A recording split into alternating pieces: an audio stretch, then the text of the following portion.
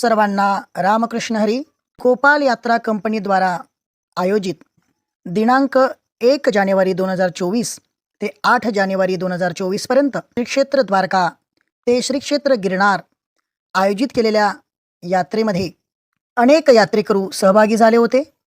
यामध्ये पहिल्या दिवशी ट्रेननी प्रवास चालू केल्यानंतर श्री क्षेत्र द्वारका धाम येथे पोहोचल्यानंतर अतिशय VIP अशी हॉटेलमध्ये सर्व यात्रेकरूंची अटॅच रूममध्ये व्यवस्था करण्यात आली.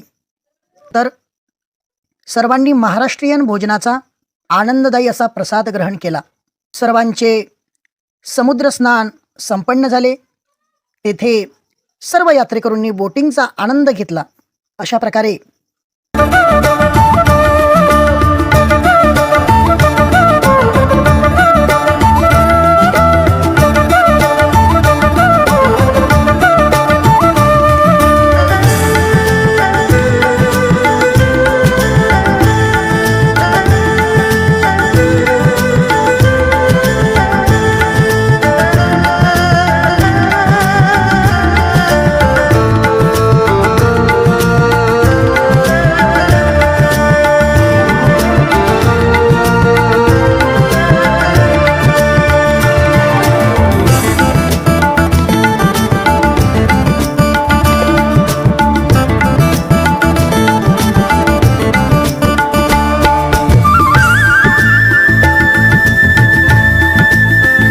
दुसऱ्या दिवशी भगवान द्वारकाधीशांचे दर्शन संपन्न करून सर्व यात्रेकरू बेट द्वारका येथे अतिशय उत्तम अशा ट्रॅव्हल्सनी प्रस्थान केले.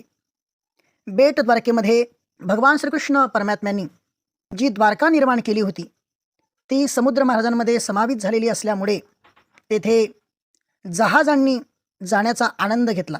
त्या जहाजामध्ये जात असताना अनेक ठिकाणच्या दर्शनाचा सुद्धा सर्व यात्रेकरूंना लाभ झाला. हे सर्व दर्शन केल्यानंतर सर्व यात्रेकरूंनी श्री रुक्मिणी माता, श्री हर्षदी माता मंदिर या सर्व मंदिरांच्या दर्शनाचा लाभ घेतला. तदनंतर सर्व यात्रेकरू हे तेथील लोकल मंदिरमध्ये दर्शनासाठी गेलेत.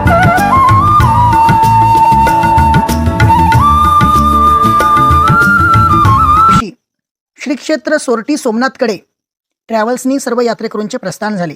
अतिशय सुंदररित्या द्वारकाधीशांचे दर्शन, तेथील प्रसादाचा आनंद आणि तेथील राहण्याचा आनंद घेऊन सोरटी सोमनाथकडे प्रस्थान केल्यानंतर मध्येच पोरबंदर ज्या ठिकाणी भगवंताचे अनन्य भक्त श्री सुदामाजी महाराज यांचे ते गाव, तेथील सुदामजी महाराज यांच्या दर्शनाचा आनंद सर्वांनी अनुभवला. तेथेच आपल्या भारताचे राष्ट्रपिता श्री महात्मा गांधी यांचे जन्मस्थळ असलेलं पोरबंदर हे गाव, त्या ठिकाणी जाऊन सुद्धा सर्वांनी श्री महात्मा गांधी यांच्या घराचे व तेथील वस्तू संग्रहालयाचे सर्वांनी दर्शन घेतले.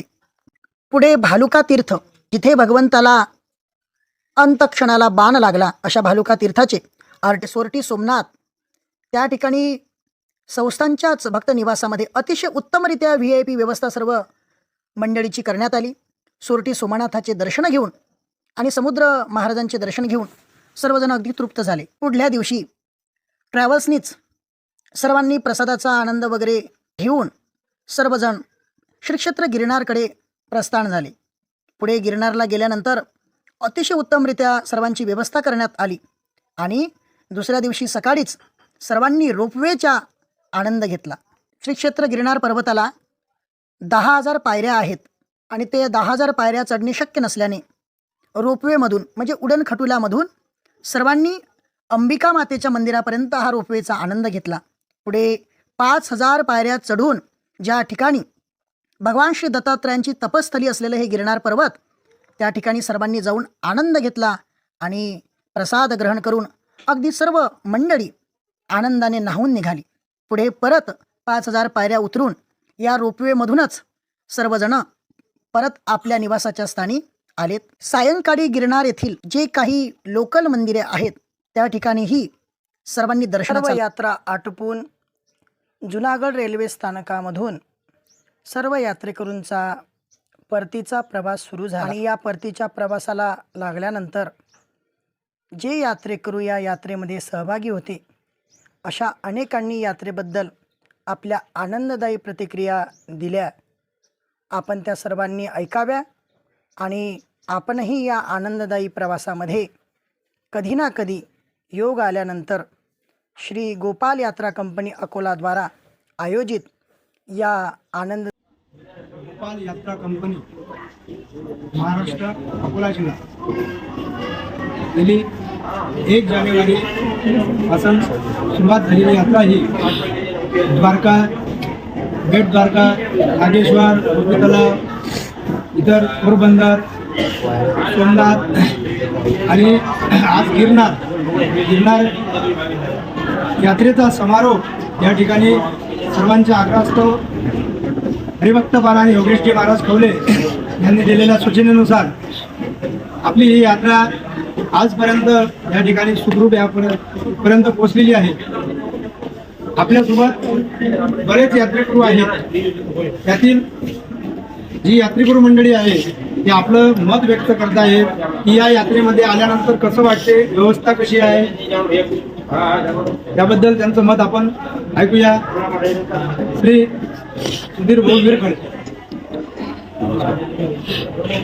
गोपाल यात्रा कंपनी अकोलातर्फे आयोजित सोरटी, सोमनाथ, द्वारका, गिरनार याकरिता ही यात्रा आयोजित केलेली होती आणि या यात्रेला आता शेवटचा दिवस. या कंपनी गोपाल यात्रा कंपनीचे जे संचालक आहे, व्यवस्थापक आहे श्री तुळशीरामजी मसने महाराज यांनी या यात्रेमध्ये जे प्रवाशांची यात्रेकरूची जी व्यवस्था केलेली आहे ती अत्यंत चांगल्या पद्धतीची आणि सात्विक जेवण ज्यामध्ये त्यांनी आम्हाला दिलेलं आहे आणि अशाच प्रकारचं व्यवस्था त्यांनी पुढील यात्रेकरिता करावं असं मी त्यांना शुभेच्छा देतो आणि त्यांचा आभार सुद्धा प्रदर्शन करतो.